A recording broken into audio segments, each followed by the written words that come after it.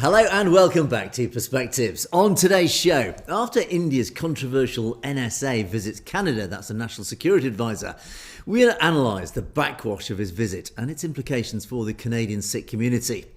In California, an anti-Sikh hate crime hits mainstream news.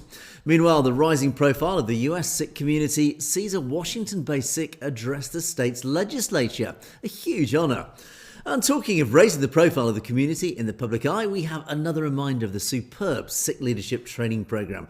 Get your application in before the impending deadline. And we also have an update on the ICE raid on a new Jersey Gurdwara. Turns out all was not quite as it seemed. All this and more on today's show. And of course, at the end of the show, we'll take a look at loads of great comments. So do stay tuned for those. Right, a lot to get through today. Loads of stories I'm going to cover today. I'm going to start off with the visit of Ajit Doval to Canada. It happened last week. Between February the 6th and 7th, India's National Security Advisor, the NSA, Ajit Doval is a name that we're very familiar with. He visited Ottawa for high-level meetings with various people, including Public Safety Minister Gary Anandasangari, if I pronounce his name correctly, and National Security Advisor Natalie Druin, in other words, his counterpart in Canada. Now, this visit has been characterised as a diplomatic reset, and it's also resulted in a landmark agreement to establish dedicated security and law enforcement liaison officers in both countries. And this is to help streamline intelligence sharing, which in itself I find quite concerning. Nations only share intelligence when they share clear interests and agendas. And certainly after everything that we've reported about Canada and India's particular attacks on Canadian citizens and murdering Canadian citizens on Canadian soil, I do find this whole thing quite concerning, as I'm sure most of our audience do, particularly if you're in Canada. And this pragmatic pivot, as it's been called, by the Mark Carney administration is coming at what I would call a pretty heavy moral cost. Effectively, it's ignoring India's documented history of transnational oppression and state-sponsored terrorism, as even warned by Canada's own law enforcement agencies and indeed its own intelligence agency, CSIS. Now, this increasing warmth between Ottawa and New Delhi, it stands in jarring contrast to the credible allegations, and those words very deliberately spoken by former Prime Minister Justin Trudeau. Credible allegations. In other words, we have evidence, he said, of essentially India's terrorism. And he said that in September 2023. Trudeau explicitly linked Indian government agents to the assassination of Hardeep Singh Nijjar. Obviously, he was gunned down outside of his Gurdwara in June 2023. Now, Justin Trudeau asserted then that Canada is a rule of law country, committed to protecting its citizens from foreign interference and violence. But under Prime Minister Carney, this narrative has shifted towards economic and strategic imperatives, seemingly at the expense of justice for people like Hardeep Singh Nijjar. And while Trudeau faced a total rupture in ties between Canada and India, Carney has effectively courted Narendra Modi, even inviting him to the G7 summit in Kananaskis. And this shift is reportedly driven by his desire to diversify trade, amid tensions, of course, south of the border with the United States, and a push for multi-billion-dollar deals in things like uranium and critical minerals. And this invitation to Ajit Doval, the very architect of India's security apparatus, is the clearest signal yet that the Canadian government under Mark Carney is ready to prioritise commerce over the safety of the Sikh diaspora.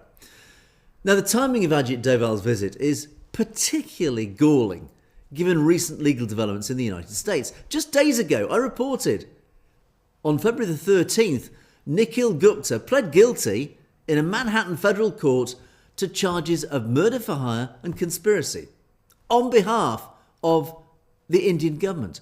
And Nikhil Gupta admitted to his role in a foiled plot to assassinating Gurpratap Singh Pannu, of course a Khalistani activist like Hardeep Singh Nijjar.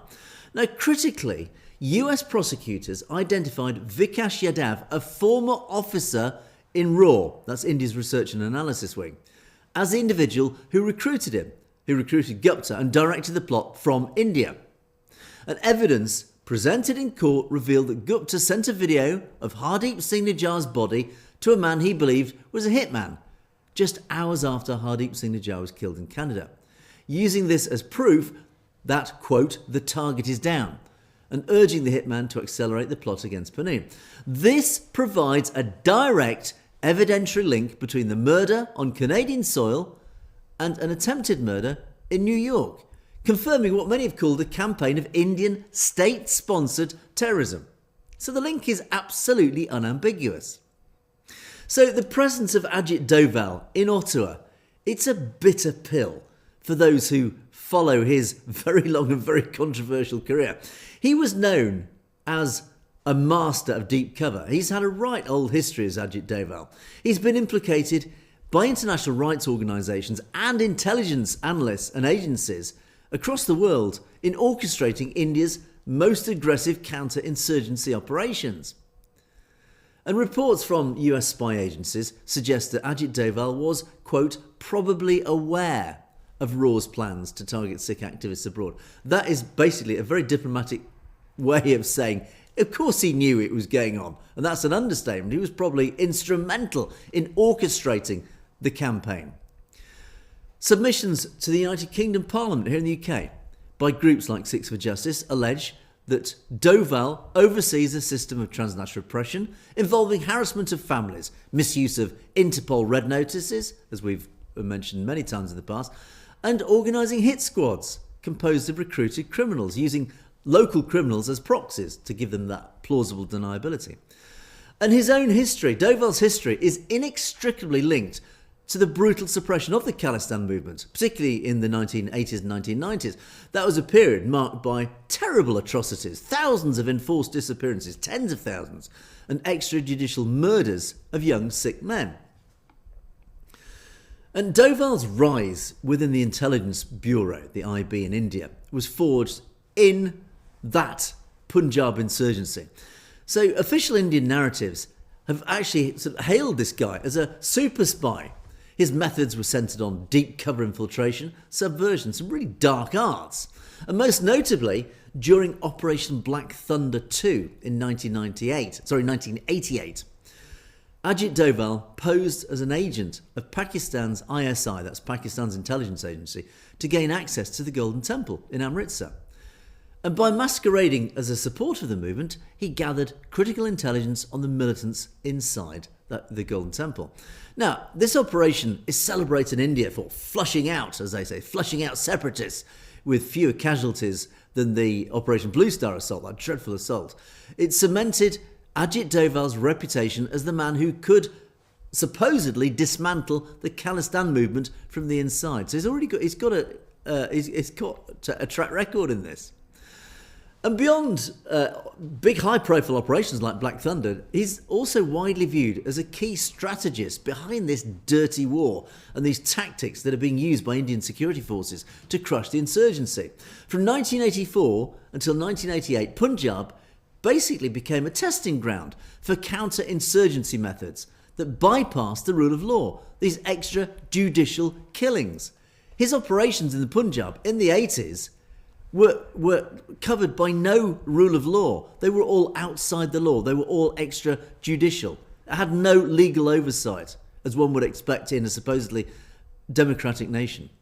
Human rights organisations across the board, Human Rights Watch, Sikhs for Justice, countless other organisations, Amnesty International, they've all documented thousands of cases where young Sikh men were abducted by police on mere suspicion of militancy.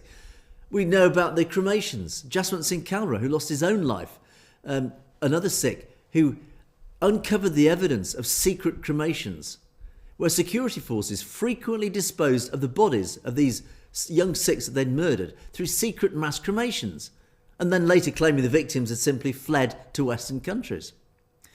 And Ajit Doval is also credited with pioneering the use of turned militants. These are known as counter-insurgents to target hardline activists. And this strategy blurred the lines between state actors and criminals. And it's a tactic that critics argue continues even today through the use of recruited gangs for transnational assassinations. So his past in the Punjab provides the blueprint for the current allegations facing the Indian government. The same means, methods and motives used to suppress the movement, the Khalistan movement, in the 1990s, including harassment of families. I mean, how often have we talked about that still occurring? The misuse of the legal system, weaponising the law, as we know. Amritpal Singh, Jagtar Singh Johal, amongst many others, held indefinitely in prison. And extrajudicial targeting. They've all now been exported to Canada, to the UK, to the US, right across the Western world. A recent US intelligence report suggests that as the NSA, Doval was, quote, probably aware of plans by RAW to assassinate activists like Gurpratap Singh Pannu. And so this story of Ottawa welcoming Ajit Doval and formalising a shared work plan for security, Mark Carney's government is essentially inviting what we say in English, the fox into the henhouse. It almost renders me speechless, this. The agreement to appoint liaison officers is framed as a tool to fight organised crime and fentanyl trafficking. Yet, it provides Indian intelligence agencies, those already accused of gathering detailed information, to target people like Hardeep Singh Jar, Gurpratap Singh Pannu, Khalistani activists. It's giving them access, with formal institutionalised access within Canada by working alongside Canadian officials. I mean, it's horrifying. Canada is opening the door to the Indian intelligence. And the Sikh community, unsurprisingly, already feeling unsafe after the killing of Hardeep Singh Jar, now faces its own government that appears to have traded its fundamental commitment to protect its citizens for a seat at the table with an administration found guilty, in all but name, of orchestrating assassinations on foreign soil. Now, Mark Carney is preparing his own visit to India in March next month, but the question remains, at what point does pragmatic diplomacy simply become complicity in state terror? Mark Carney is becoming complicit in India's terror campaign against its own Sikh community. So the political landscape of Canada has actually undergone a huge change, a transformation over the last year or so. What began as a principled stand for sovereignty under Justin Trudeau has now morphed into a cold, technocratic, globalist trade deal under the new premiership of Carney. And for the Sikh community, this shift represents a calculated erasure, burial of human rights in favour of economics, the dollar. Now, I just want to quickly run through the timeline just to provide evidence of what's going on here. This descent into this, you can almost call it a diplomatic dark age, began on June the 18th, 2023. Hardeep Singh Jar gunned down outside his Gurdwara. Yet, a few months later, September 2023, at the G20 summit in New Delhi, Trudeau confronted Narendra Modi with credible allegations linking Indian agents to the murder. When he returned, Trudeau then addressed the House of Commons in Canada, sparking an immediate diplomatic explosion. Next month, India suspended visa services for Canadians, forced the withdrawal of 41 Canadian diplomats, stripping their immunity. A year later, relations hit a new low. Canada named the Indian High Commissioner Sanjay Kumar Verma as a person of interest in the Nijjar investigation. Again, this trend that the Canadian government is holding the Indian government guilty for this transnational oppression. And then the country, Canada, expelled Verma and 5 other diplomats. India then retaliated, expelling 6 high-ranking Canadian officials. But it all changed. March 2025. After a political crisis, Justin Trudeau resigns. Carney, a man who has never held elected office before, was parachuted into the leadership of the Liberal Party. Now, Carney's own background is one that I've often referred to. He's a globalist. He's a former Goldman Sachs executive. He's a former governor of the Bank of Canada and the Bank of England, where he made an absolute hash of it. But he's also a prominent World Economic Forum alumnus. Critics argue his ascension wasn't a democratic evolution, but a technocratic evolution designed to align Canada with international capital globalist interests. So after the snap election in April 2025, Carney secures a mandate by pivoting away from Trudeau's values-based foreign policy towards a one Canadian economy agenda. In other words, it's more all about globalist trade and Canada's part in globalism. Under Carney, the priority has then shifted from seeking justice for Najjar to securing trade deals, particularly to offset these tensions he's got with Trump. So in June last year, only 3 months into his term, Carney then met Modi at the G Summit in Kananaskis. This was the first visit by an Indian Prime Minister to Canada in a decade. Carney welcomed Modi with open arms, showing that the Najjar situation was closed for the sake of uranium and critical minerals. February this year, this month, Ajit Doval visits Ottawa to formalise a shared work plan, which establishes security liaison officers in both countries, effectively institutionalising intelligence sharing with the very agency, RAW, accused of orchestrating the murder of Hardeep Singh Najjar. And even as Carney resets ties, the US Justice Department recently saw the guilty plea of Nikhil Gupta just a few days ago. A man who's admitted to conspiring with Indian officials to kill Panoon, providing judicial confirmation of state-sponsored terrorism that Carney now seems eager to ignore. Carney's Canada is no longer a rule of law sanctuary for the persecuted. It's a trade-first corporation where the blood of a Canadian citizen is merely a complication in a global balance sheet. By welcoming the architects of repression, the Carney administration has signalled that in this new globalist world order, human rights are simply negotiable. It's an absolute outrage. It really is. The final nail in the coffin of this story is this. Unsurprisingly, Indian media, the Godi media, has spread yet more misinformation. This is Ajit Doval meeting Natalie Druin there in that picture. And they made this claim on Indian news that they pushed a completely fake story that Sikhs for Justice is declared in Canada a terrorist organisation, a terrorist outfit. It's not. India has declared SFJ as a terrorist outfit. They renewed that I think it was last year. They renewed it for another 5 years, this official designation. Sikhs for Justice, a perfectly democratic, peaceful organisation, has been declared a terrorist outfit in India. It hasn't in Canada, but according to Indian Godi media, it has. Again, it's just more nonsense, fake news that's being peddled around by the Indian state.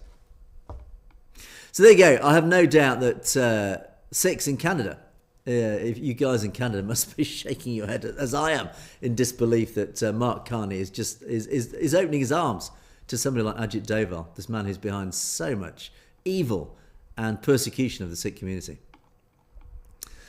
Right, let's move on and let's go south of the border down to California.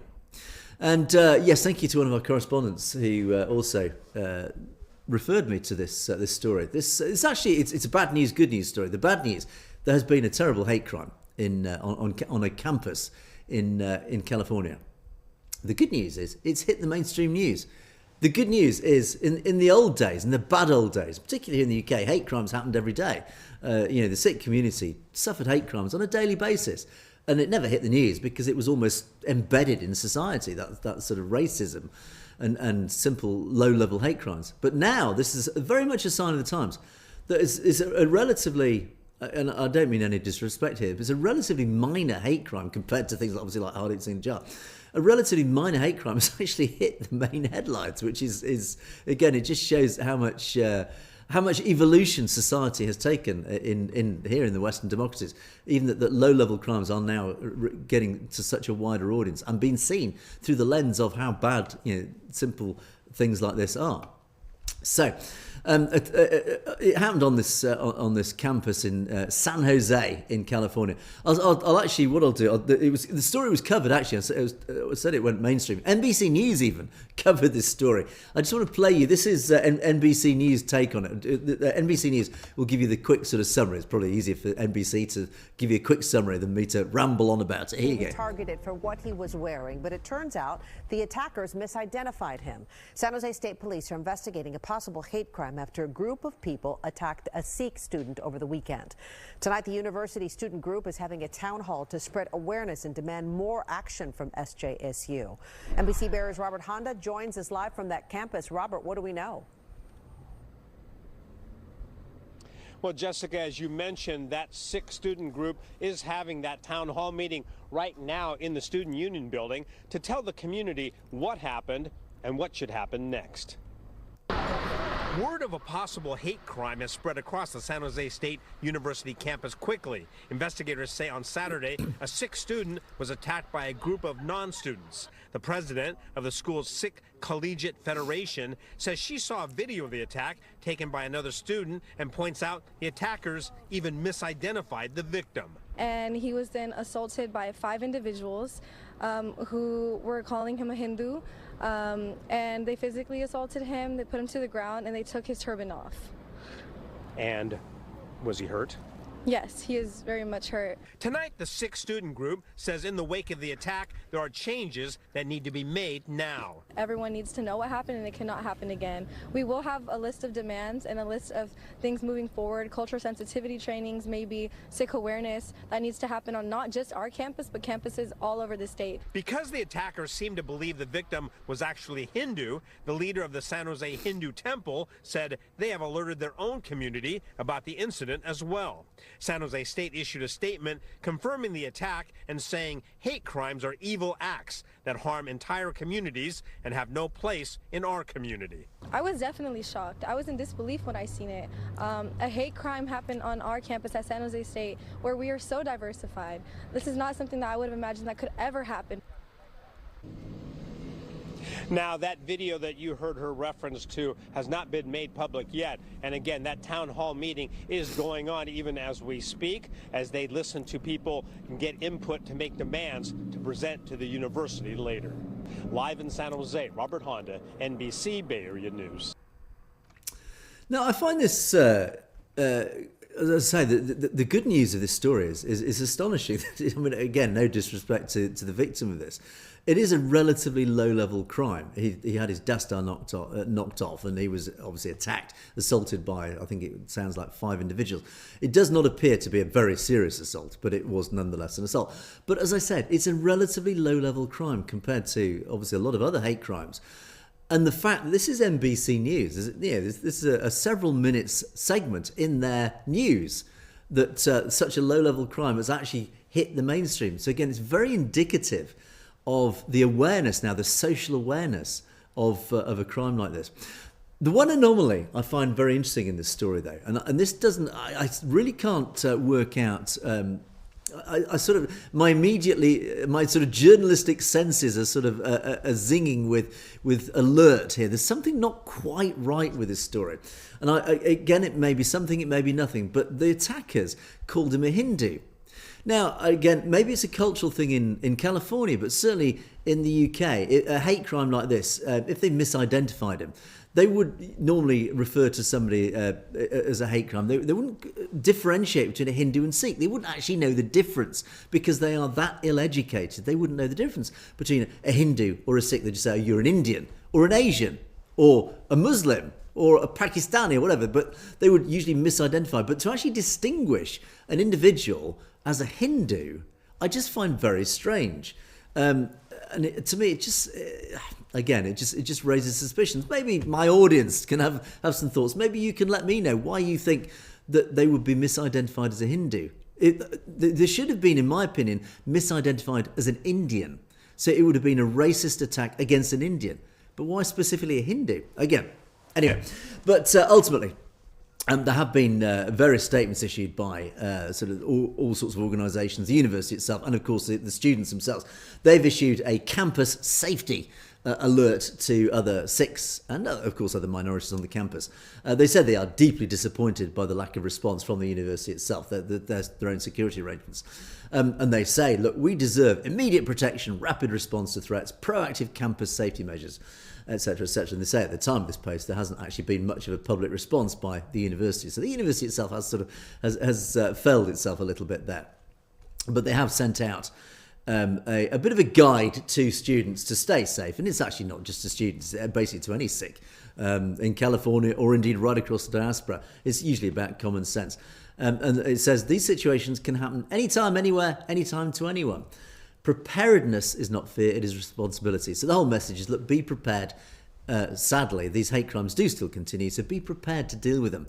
And you are allowed, it says, legal self-defence tools commonly allowed on college campuses include pepper spray. In the UK, you are not allowed pepper spray. I think it is illegal in the UK to carry pepper spray. So if you're in the UK, well, by all means carry one, but if you're going to use it, just don't tell anybody. A Kubaton keychain. I'll have to look that up. I actually don't know what a Kubaton keychain is, but it sounds quite vicious. But you can, of course, use things like keys, belt, pen, backpack as a shield. I don't think you'll have time to take your belt off if you're being attacked, but who knows. But it does say awareness and preparedness matter. Your safety is ultimately in your own hands. Sikhi teaches readiness to protect oneself and others when necessary. Stay alert, stay prepared, stay united. Indeed. So, but as I say, yes, I mean, a terrible thing to happen. But as I say, it's fantastic. This has actually reached mainstream news. It is very much a sign of the times. It is very much a sign of our social advancement that we are now recognising even relatively low-level hate crimes like this up in the mainstream media. So, okay, let's move on. This is another nice story. I like this one. This is Washington State Senate. On February the 10th, the Washington State Senate began its session, not with its usual sort of hustle and bustle of administration, but for once, it actually invited a young Sikh, Gurdit Singh, from the Khalsa Gurmat Centre to address the Senate. This is really unusual, this. And he stood before the Senate and he offered opening prayers. And of course, it's a huge moment of pride for the Sikh community, particularly in Washington State. And his words that I'll actually show you a video of him speaking to the Senate. And the Senate included senators, all the staff, and all sorts of visitors. And he talked about the values of selfless service, compassion, of course, social justice, all elements that are so important and elements that the Sikh community hold very closely to themselves. And again, it's a really important bridge between Sikhi and civic duty. So to address the Senate, where all laws basically are debated and passed, to have a Sikh addressing this legislature is very symbolic. Firstly, it's obviously symbolic that Sikhi and everything it represents has now married itself to civic duty in Washington State. But secondly, the fact that a young Sikh has been recognised with this huge honour, again, it just shows how important it is for the Sikh community to raise its profile, both socially but also politically, so that it now is being seen in places like the legislature, where, of course, all the senators who are passing laws, who are debating laws and passing laws, they are aware of the existence of the Sikh community. They are particularly aware of its important elements that contribute so much to civic society. And therefore, just very subliminally, it is influencing public policy. So again, events like this are really, really important. Let me play you. This is magnificent. This is him addressing the state. Hello. It's been one of those days. If I tell you everything went wrong, it's taken me half an hour to get things working this morning. Let me try again. Here we go.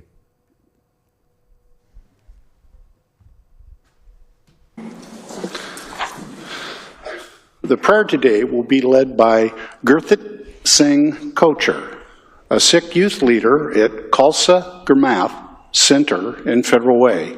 Mr. Kochhar is a guest of Senator Dhingra.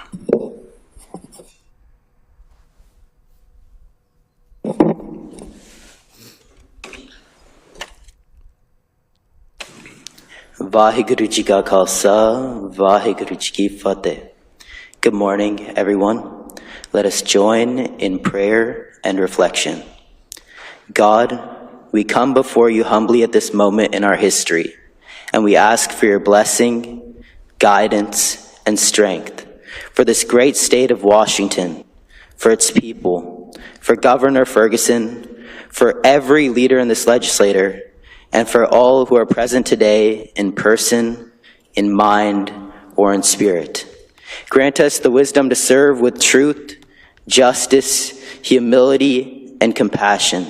Strengthen us to meet the challenges before us with integrity and honesty, and to work for the good of all people.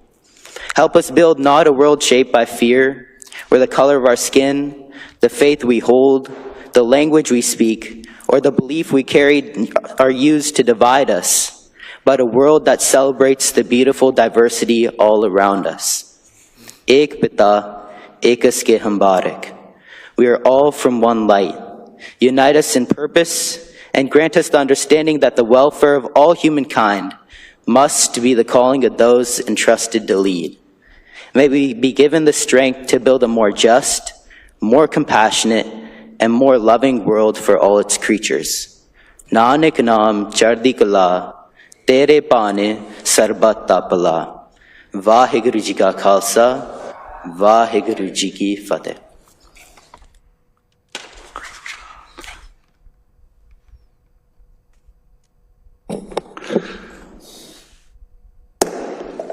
The President would like. So again, I mean, what a fantastic honour that was. Absolutely awesome. And again, it actually reminds me, for those who remember, was it a couple of years ago, Harmeet Dillon, a young Sikh lady, I think she's an attorney, who actually ultimately became a member of the US administration. She offered the Ardas in front of a Republican convention in front of Donald Trump. Must have been about 18 months ago. Harmeet Dillon again offered Ardas. And again, the more that Sikhs from the community get seen in these situations, offering the Ardas at the beginning of these sorts of events, it's really, really significant. Again, it helps to raise the profile, particularly politically, of the Sikh community, and it does have an impact. It really has not just a subliminal impact, but it has a very visual impact for the wider general public about Sikhi and the Sikh community. So well done to that young man, and it's a huge honour for him to address Washington State Senate. Right, and then finally, yes, I've mentioned this before, and I'm going to mention it again because the deadline is fast approaching. This is the Sikh Political Leadership Training Programme. This is a fantastic opportunity. If you are in the community, so the deadline is fast approaching. This is probably the last time I mention it now. But if you think you've got what it takes, if you have the ambitions to represent the Sikh community, this really is your moment. It's a fantastic, hugely rare opportunity to get trained in how to raise your public profile, politically speaking, how to represent the Sikh community on the political stage, at even just a relatively low level, to then work your way up. But this is essentially a mentorship program that can take you and train you into everything you need to know, whether it's raising funds, raising publicity, getting policies put together, everything, building teams, the whole gamut of skills that you would need is basically being gifted to you in this training program. So I really, really urge, if you even got half a thought, just apply, get in there. If you're not ready for it, don't worry, the program will be run in the following year, but certainly if you have any inkling, just get on and do it. It would be absolutely awesome for you, and I have no doubt that any of you who do this will not regret it. Let me just play you once again. This is Waheguru Ji Ka Khalsa, Waheguru Ji Ki Fateh. My name is Satwinder Kaur, and I serve as Council President in the city of Kenton, Washington. I'm very excited to talk to you about a new initiative by a Sikh coalition called Takht, the Sikh Political Leadership Training Program. When I first ran for office in 2017, I had a passion for Seva, but no roadmap to navigating a campaign. It was an isolating experience, often being the only Sikh in the room. I wish I had a community of Sikhs who understood the realities of campaigning and public office. Our community deserves representation that isn't just a seat at the table, but a voice that understands our unique struggles, our civil rights to workplace equity. My hope for those in Takht program is simple, that you never feel like the first or the only one.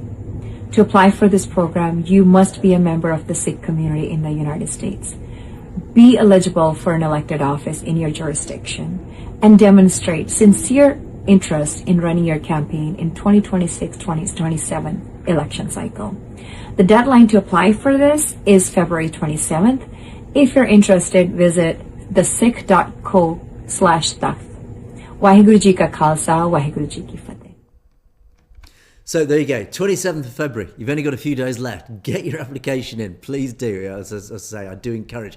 If you're any way politically minded or activist minded, this is a huge opportunity. Don't miss this opportunity.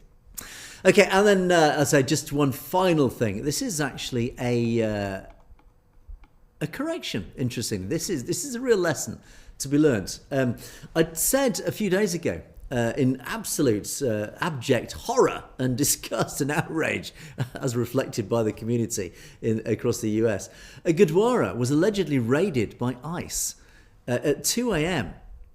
And of course, the backlash across social media was enormous. And this is just disgusting. This is, how on earth can the US administration sanction something as so offensive as this? Well, it turns out it was all misinformation. It was a mistake. A statement's been issued by the very Gurdwara, the Bridgewater Gurdwara, and in New Jersey.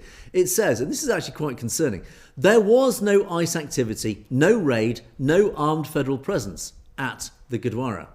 The whole story is entirely false. The claims have been accompanied by misleading and AI-generated images that do not reflect reality. So on January the 8th, local law enforcement conducted a routine overnight property safety check. Officers briefly spoke with the employees, departed without incidents. No enforcement action, nothing happened. The official police report, as copied below here, clearly confirms it was a routine safety check. So the Gurdwara said that they are deeply concerned by the spread of inaccurate and sensationalised information. Oh dear, this is the danger of social media, particularly within Sikh and other community groups. It's irresponsible, it's harmful, and please remove such posts immediately. Issue clear corrections without delay whenever you see it. As a faith-based organisation, we remain committed to transparency, peace and the well-being of the broader community. Please ask the public to rely on verified sources and confirmed facts rather than speculation or unsubstantiated online content.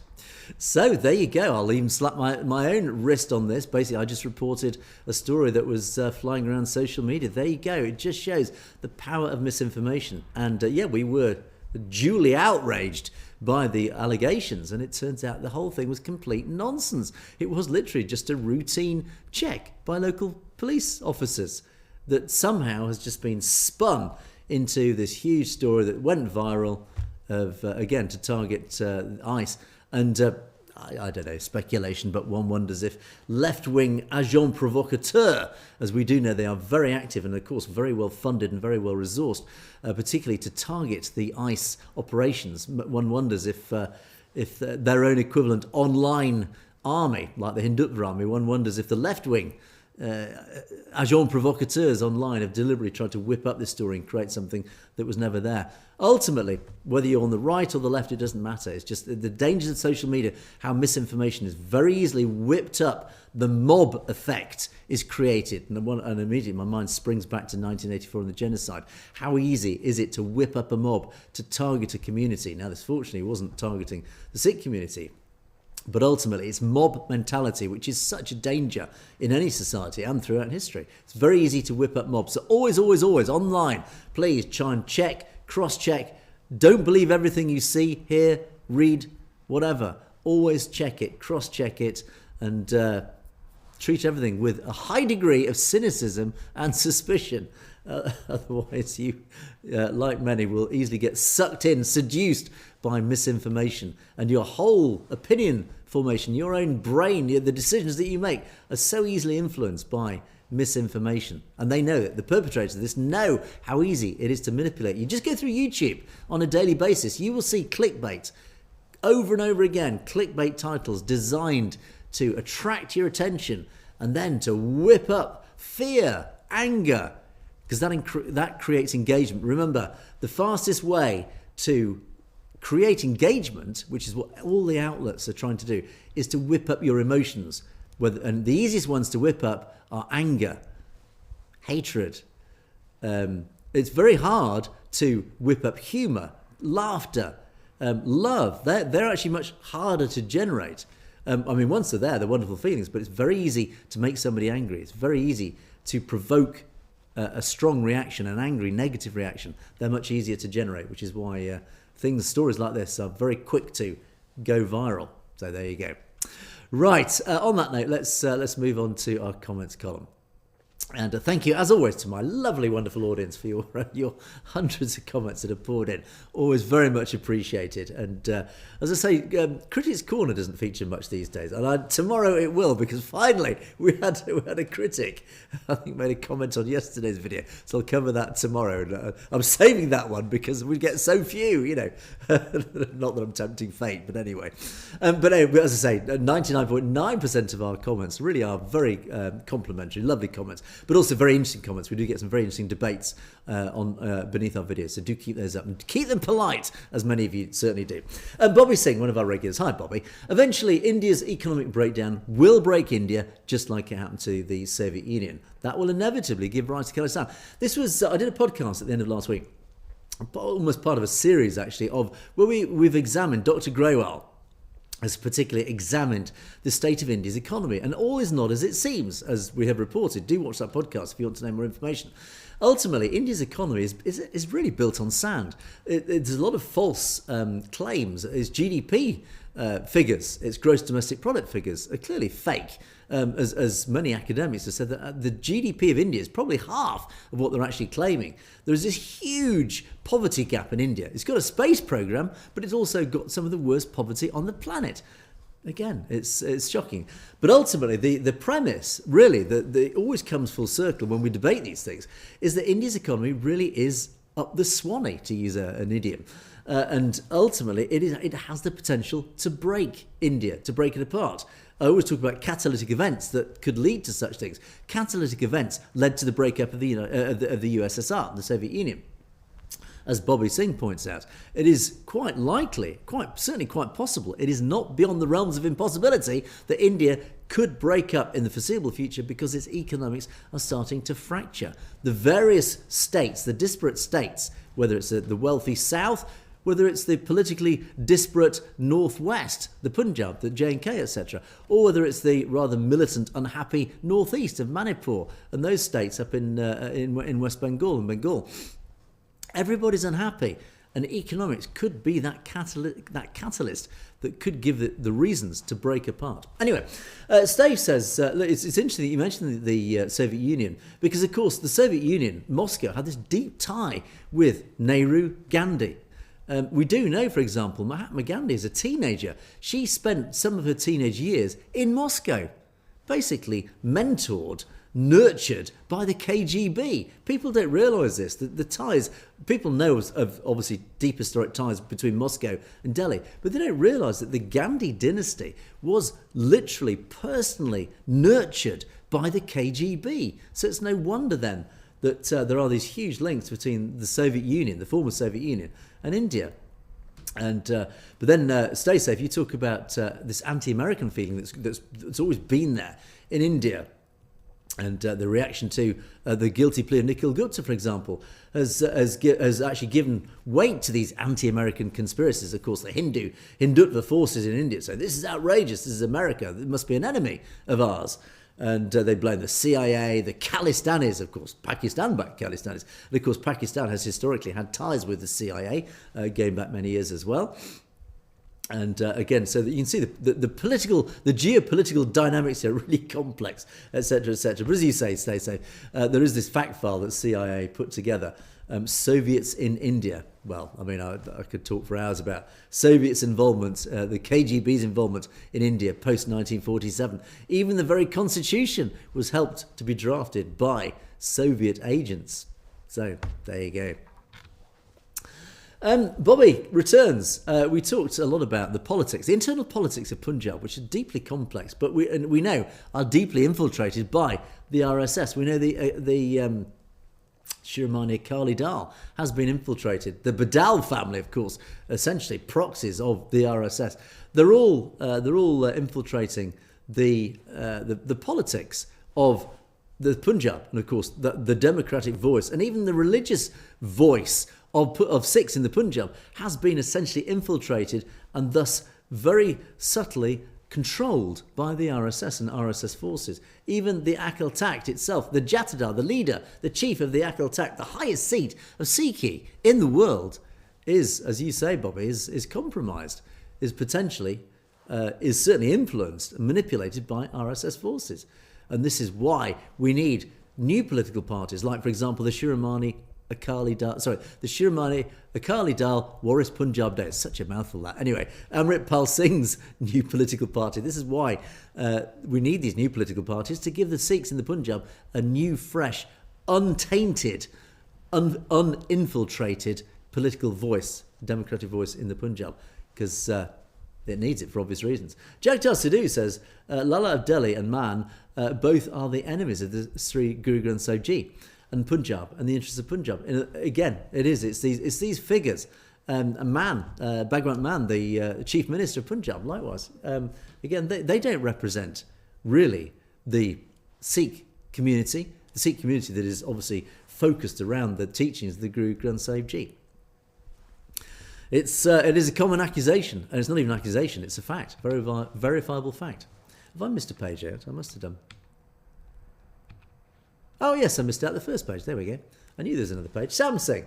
Oh yes, we talked about India. This is actually, I have to say, a very sad accusation, but it is true. India is the land of fake degrees, fake food, fake economy. I don't know about the food. I love Indian food, but that's an aside. But yeah, fake degrees, fake economy. Yeah, and there is so much about India that sadly has to fake itself. India, as I said earlier, is built on sand. One has to question the veracity, the genuineness of anything that comes out of India. And again, it's very sad because I do love India, but it is true. And Nirmal Singh follows the same sort of comment. Everything in Hindustan is fake. The food, the drinks, the people, the press, their beliefs. No truth exists. No one's pulling the other to get on top. Everyone given the chance will run away from the subcontinent and leave it to liars and thieves, who basically, it's a fight for survival. Politicians can't change anything. The people are hoodwinked, of course helped by the Godi media, and they keep electing them on the basis of a Hindutva lifestyle, which is thoroughly bankrupt. Yeah, as you said, the only answer is Khalistan. It is, and as I say, I do find it deeply sad, because I think that India has the most wonderfully rich, deep, historic cultures, so many different cultures that sadly have been sort of forced together into this really artificial premise of a nation called India. But ultimately, that does not take away from this wonderful, rich tapestry of different cultures and languages that make up present-day India. And it's a shame that all these different cultures can't actually have their own sovereignty, that can actually not themselves become their own independent states, that they can then have that autonomy to grow and evolve and really help build on a global stage their own cultures, their own identities, whether you are in the Punjab, whether you're in Tamil Nadu, etc. It's really being held back. All these cultures are trying to be homogenized. India, the Brahmins, are trying to forcibly meld together all these different wonderful independent cultures into a Hindu Rashtra. It's not going to work. This is why, and I'd say this all the time, this is why it's never going to work. India cannot continue indefinitely as an artificial construct. This is why India will eventually break up, because these cultures, these independent cultures, whether you're a Sikh, whether you're a Tamil, whatever, it doesn't matter. They're all so different, and they're all so wonderful in their own independent right, that they will always be there, and they're just growing and growing like sort of mushrooms growing. They're just getting bigger and bigger and bigger, and soon India, the construct of India, is just going to, that straitjacket of Brahmanical control is one day just going to burst open as all these independent cultures demand their own sovereignty, their own identity on a global stage. Hardal Singh. Hello again, Hardal. Thank you once again for your contributions. Thanks, Angus, for inviting Dr. Growell on your show. Khalistan is on the way. Nice show. Nice comment. Thank you. And then, as indeed, Zitfo into the final set. Sikh Warrior. Thank you, Angus. Well, thank you for your comment. Lots of love hearts. Carry on, bro. Yeah. I love that comment. And Sahij Beer says, awesome. Well, everything's awesome. The show's awesome only because of you guys. And your comments are absolutely awesome. My audience is awesome because of your consistent loyalty, despite the fact that this channel is consistently shadow banned on a regular basis, despite the fact that this channel is banned in India. There are still many of you who still managed in India to watch us. Welcome. A great big hello to you guys. Do spread the word. That's what's awesome, is that we are still, despite the huge, overwhelming forces of Hindutva, Brahmanical elite of India, who are trying their absolute damnedest to close us down, to shut us up. They cannot win this battle. Is that ultimately the truth always gets out there. The truth prevails, and we continue to try our efforts from my own little chair here. My efforts to speak to the people of India, to wake you guys up, and make you aware that don't lose faith, don't lose hope. Khalistan's coming. Bigger things, better things are coming for the people of India. You cannot keep the people down. As they're trying, and they've tried so hard since 1947 to do so. You cannot keep the people down. The people of India are rising. Remember the 300 million person strike just a few days ago. That's 300 million people who are very, very unhappy. The people always win in the end. I said that over and over again. The people always win in the end. That is as actually factual as the truth always prevails. The truth always prevails. The people always win in the end. Sukhar Singh and Sandeep Singh. Thanks, guys. Khalistan Zindabad. The way we always love to end the show. Indeed, as I seem to regularly say, the Khalistan Express has left the station and is now thundering down the tracks. And it is all aboard. We have tens of millions of people aboard that Khalistan Express now. The momentum is building. There's no stopping. This multi-ton express train of the Khalistan movement is thundering down the tracks, and it's heading straight towards India at an unstoppable pace. So there you go.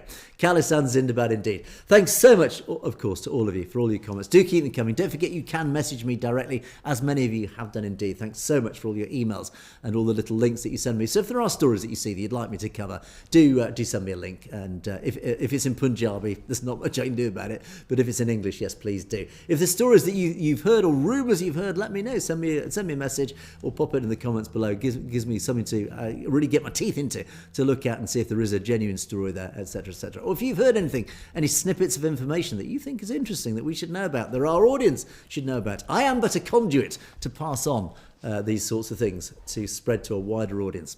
But anyway, that's it for another day. Thanks so much for watching, and we will all, God willing, we will see you all tomorrow. You've been watching Perspectives. Have a great day.